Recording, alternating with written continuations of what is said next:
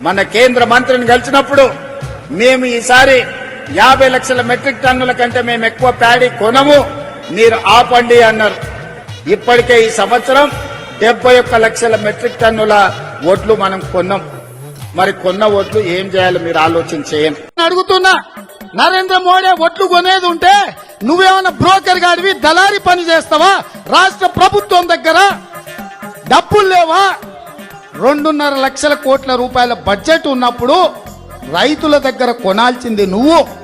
ఇక్కడున్న పేదలు, ఇక్కడున్న రైతులు, ఇక్కడున్న యువకులు, ఇక్కడున్న మహిళలు, ఇక్కడున్న దళితులు, గిరిజనులు, బలహీన వర్గాల బిడ్డలు నీకు ఓటేసి నిన్ను ముఖ్యమంత్రిని చేస్తే నువ్వు కొనకుండా మోడీ కొనాలి, బోడిగాడు కొనాలి అని మోకాలకు బోడిగుండుకు లింకు పెట్టి మాట్లాడుతుండే రాష్ట్ర ముఖ్యమంత్రి. ప్రధానమంత్రిని కలిసి ఒడ్లెందుకు కొంటలేవని నిలదీసినవా? నువ్వు అసలు మనిషివేనా? నీకు మానవత్వం ఉన్నదా?